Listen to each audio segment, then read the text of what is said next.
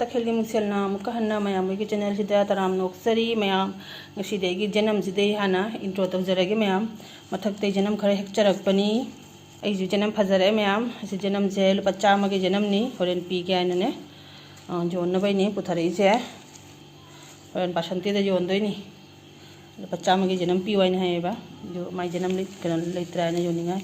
do hek lai bani phajare si ahamba tha bagi ahamba hek pani mayam se na handak na hawai tha gi bado अहम लेन बनी जनम से लुपा चाम की जनम नी मैम कहोने हंगाम करीसुने खरा ने हेकना पुथरेब जेंगे हंगाम से हंगाइदो पुंसी की जोनद्रेब हंदक खतने जनम जोन बाई खंगे सूम मीना सूम जनम से नहावाई मु फजरुद्रे मांग जनम जम फजरमेब मीना पीजो पीजो सूम पीद पीजथोब कितने पटना मांगना अदो जनम की जाम डिमांड लेबसी कई जोले फाइनली लुपा चनी जाखैरोम की जोले मैम असीगा लुपा अहम चाम जाखैगी योनग्रे असीगा असी चाम असीगा लुपा चनी जाखैरोम की योनदोरे मथक्तगिने हंगाम जों अगे जनम रक्ता होबा हंगाम ने हंगाम खरे हेक्ले शाक चाना बाइन कई चमथों चरांग चा जारोदबनिना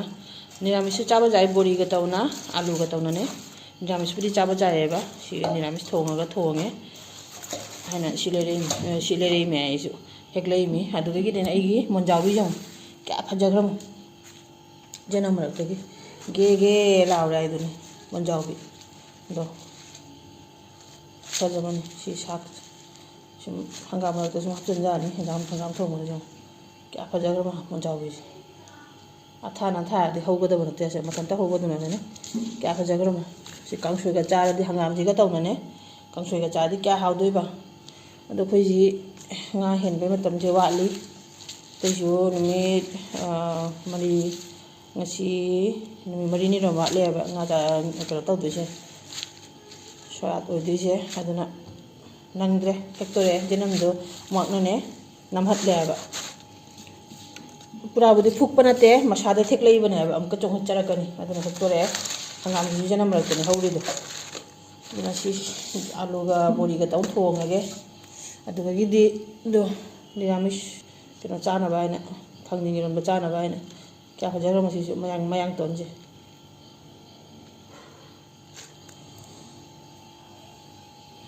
सी हेजांग हंगाम गा ngसागी हंगाम दुगा आलू गा बोरी गा तौना निरामिस तौना थोंगे नुंथांगी ngसागी ने बुट हवाई थोंबा सु खरा लई अदुगा तौना अदई चानुपी हंगाम खामेन बजागा अदुगीदी कनो गा चानी आए जोगचागे थांजिंगी रोनबगा आई चानपी आई दौन तौराब आईसुने अइना हैनब पोतुमा चानिंगबा पोतुमाने ओक लाउदि भावने सुम तोक्तने लेप्तन चाबी मले माक्सु ओक लाउदना मा खरानी जे थांजिंगी रोनबा जामना हैनरिबेबा असी खिरेक्तरोबेमा हयेंगा तौखलादिने चारारोय हायरनाबमा अदुनि माक्सु ममागी खरा लौरिए ओक लाउदि भाव चाबी चाक्ति लोइरे हुजिक चारानी ngasi adu mathangda मोय हम जहां पिजरगे कनो तौरे दे चादेबा चारोदेबा ने क्या चादेबा दुदि खंग्रे हम जहां पिजरगे अदो इनमगा दादागदिने मोय बमुटिया दनि नान पिमेम चखिएबा इनमगा दादागदि जाउद्रे अदो मोय अंगांग अनि सिदि लेहौरी मोय हम जहां पिजरगे ला ला ला ला ला आई चान पिने ngसिदि आलू पराठा सेमदोरि मयाम सिति माई कनो से आटा कतौरना दो से त फीलिंग दी हापत्री आलू करी फुटलना ने असि नुंथांग चकचार दे तौरि माई से करी अति कई नते से जी पुंग संदागी पुंग तरे तासले पुंग तरो मखाय तासले हुजि तमा आलू पराठा चादोरे आई दे मपानी पा मनानु पी पिजे दोरे आलू परोठा तौना माना जेंगा बायदनी एखोइ से टेस्ट तौरा बायदनी ngasi di नुंथांग चकचार रोय सिदा लेरे माई आलू से अदो हुजिति nga हेली बनिना तिलो कई हाप जाद्रे माजे सूम कनो हापगा आलू परोठा तौने हादे गलीद कनो दो बिलाती फदीकोम दो सामरोय दो हेक्पीरमगदबा दो संदा होगरे हुजिति ममग्रे सामरोय हेक्पा यारोदो नॉर्मल धनिया जे हापे मपाना ताकपीरिमिदा मपागी इंस्ट्रक्शन नि जानते मपागिना फ्री लिते वीडियो खरा कैप्शन गायबु चानपीना हौबा परोठा नि मैम आई दुकान चलिंगेदने मोय हौना खोना चाना खोना लोइरमे ई खपीरमी नुसीने चानहौबा परोटासे चादोरिसे कपु कमनिंगेने येंगे इचागे परोटासे चाना हाउब्राना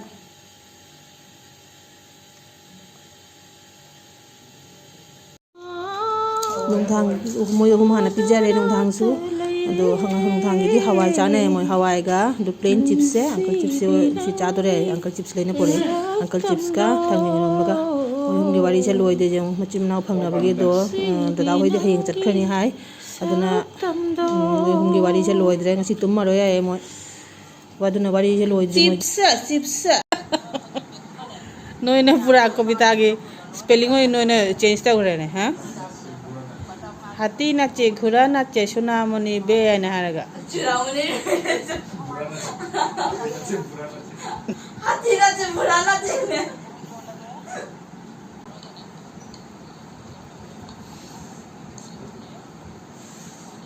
सिमोन नोय हमना नई बसिगा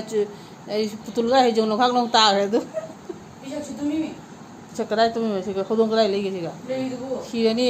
नन्ना कदाय नो मन मखादा Tuntun, mana piranan biri ba? Tuntun ne, maksud mana sih gak? Tahu dia, tu mami dia, mon mana sih gak? Tapi dia kisah mantap nih gadi. Ibu jauh ni naik kain pura angka kok ni tahu sih lila ni. Jauh ni jauh, wali sih lu itu mau gimana nung hang tu malu kan tahu sih tu mau ibu jadi pun tara matu. तारा नथोय ताखले याबा side तेगी video जो थारी अहुम जेले गाने याबा अखोय सिने ख्वाइदे हले अखोय सिगेगी ददाय अंगांग सिने मुंगने सि Nipah मचा से खोय ददाय मचा ने याबा रे निपि मचा जने ई नाम पि मचा नि चही मतगी मचा ने याबा था देखेने गय वाली तनी अखोय सिने ख्वाइदे हले था मरी मंगा अहुम मरी दुमाय खेने याबा दो नुंथांग थेंजु थेंगे मयाम एगी वीडियो से ngasi de swai de lotion jerge अहुम जिगे लीला जेंगे एगी वीडियो से नुंगाय बिरदि लाइक शेयर कमेंट्स तो बिरमु फजा फजाबा अनोबो बिबे तारादी के चैनल द सब्सक्राइब तो बिरमु नेक्स्ट वीडियो दम कौनरजि मयाम टाटा गुड नाइट।